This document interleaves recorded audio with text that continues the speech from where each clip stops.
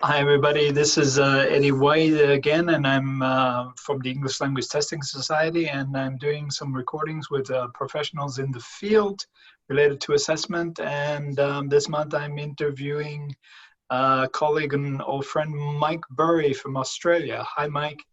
Hi, Eddie. Maybe you can start by giving us a little bit of background of where you are and where you're working, and particularly what assessment kind of work you're doing. Sure. I'm a senior lecturer in TESOL in the School of Education at the University of Wollongong. That's about an hour south of Sydney. And as you can tell, I'm not Australian. Trying to be, but I'm not. I'm actually from Switzerland, and Eddie and I worked in Canada together. And then he went to Arizona and I went, or you went to Arizona and I went to Australia. So I teach, we have an MEd with a specialization in TESOL, and one of the courses I teach is a graduate course in assessment. In Australia, they're graduate subjects, but they're the same thing. It's a course in assessment. Okay, great. And so, yeah, Mike, it's as we just discussed a little bit earlier, it's an interesting perspective. It's not about doing actually language testing, but teaching people and training people in assessment literacy. So that's great.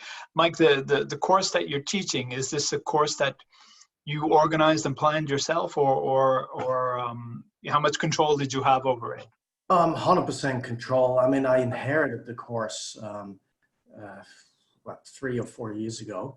Yeah. And in part because nobody really wanted to teach it. And I really like assessment, as you know, but it's very political. So people were not too fond. And when I was asked to teach it, I said, sure, I'll be glad to teach it. And right. But I do have 100% freedom. I can adjust the content as long as it sticks within, there's course objectives I have to work with. But in terms of content, there's a lot of flexibility, which is also a challenge because, as you know, assessment is a huge area and it's rapidly growing. So I'm building a module now on machine graded speech. That's a new model, or a unit, we call them. That sounds really interesting.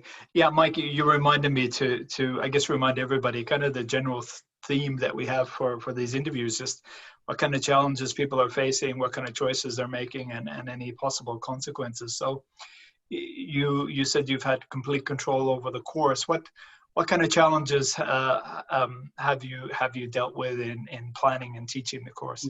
How much time do you have? give me the top 2 challenges maybe. Well, I think the main challenge is actually the content heavy nature of assessment. That is, we have our semesters are about 12 weeks, 13 weeks long with a 2-week break halfway through. But there's so much ground to cover. Mike, sorry to interrupt, but maybe now is a good time to ask. So these are this training course in assessment, these are all pre-service teachers, or are they in service? They have some experience? Both. We have teachers that have never, or in pre-service teachers that have never taught.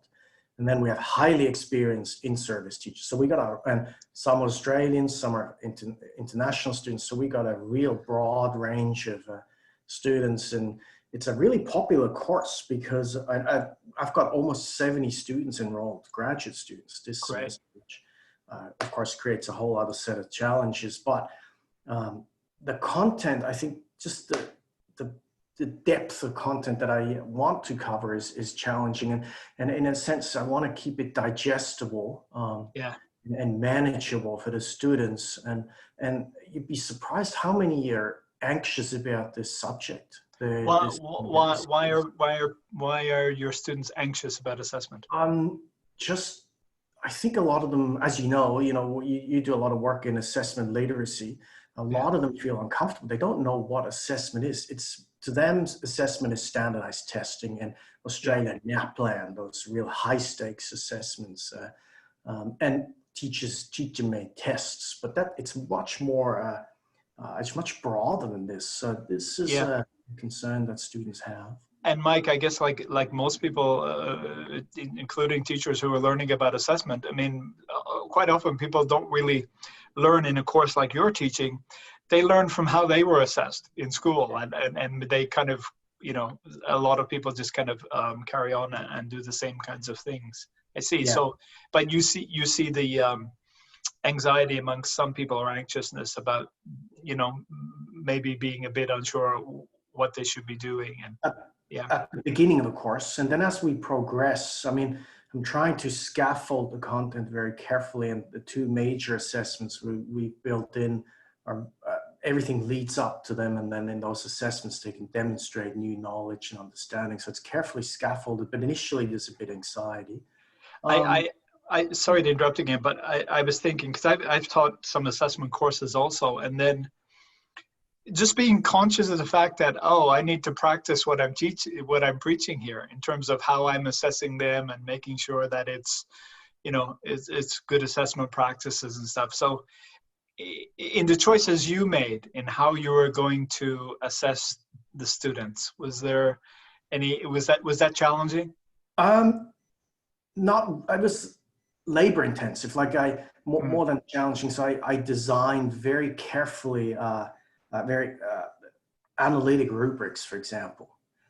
And I use, because we talk about this rubric design, one week completely devoted to designing rubrics. So I'd better produce some rubrics to increase the reliability of the assessment, of course. But so I'm sort of trying to model good practice, I guess. And also feedback. You know, we talk about feedback. So I'm trying to give feedback and help students think through these issues, but that's very challenging when you have 70 students online. Yeah. It's very, very time consuming. And that's, of course, everybody in the world has these challenges now going online, you know, because of the COVID pandemic. Mike, the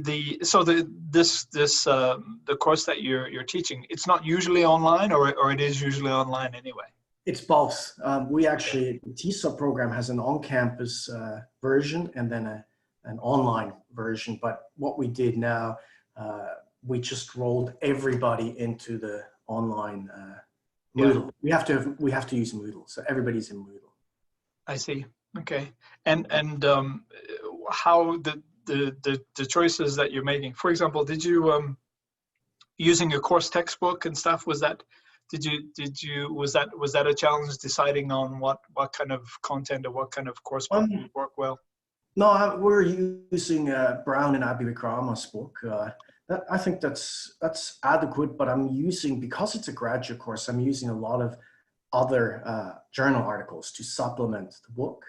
And then we have a number of ebooks that the library has purchased. So I'm trying to go with a course book, but then use supplement it. And the students' assessment tasks, they have to analyze a test, and they need to find relevant readings. And I'm also recording online lectures. So we have sort of 20-minute lectures in which I just highlight a few key points, and the students can watch those videos anytime from anywhere, basically. Yeah, great. Mike, are the students also getting into, do they get into test creation as well? Yeah, that's into making tests. Yeah, that's the final assessment task. So again, initially they have to analyze a test, and then at the end of the term, that's sort of the capstone, really. They design a test for a particular context that they're interested in. Yeah, great. It sounds, and maybe it's I don't know if it's a typical way to approach a teacher training course like that, but I guess I did something similar as you're doing. You're teaching students the fundamentals, and then it's like, okay, take a look at this test. Is it any good? And then a later assignment is, all right, now you do it. You make your own kind of thing. Yeah, and then the ultimate hope is that they eventually use this test in the classroom. That would be the ideal scenario, but that's, I guess, beyond. There's limitations in language teacher education, of course. That's one of them. Yeah, Mike. I mean, it sounds like you're doing some good work there in terms of I mean, just promoting and teaching assessment literacy, which is, I mean, as we both know, the more assessment literate people are, the better that it is. Yes. Mike, maybe we can just wrap up if I ask you a little bit about just the situation in Australia, or even at your university, and international students are coming in there. And I mean, I guess is the proficiency tests in play and stuff. And I mean, how how can you comment on that a little bit? Big issue. I mean, no one enters Australia at the moment, other than expats who catch one of those rare flights into Sydney. But the borders are closed, and that's a big problem because, you know, Right. into English, the ELTSociety, the English intensive programs here, the ELTSociety sector, that's what it's called in Australia, is a huge industry. And there's a lot of teachers depend on international students. So that's all, it's a bit problematic at the moment. And of course, Yeah. that affects assessment too, you know, IELTS testing centers. Yeah. I have to say, I haven't heard too much about IELTS testing centers, but I can imagine if the stream of international students is drying up, that those testing centers are having problems.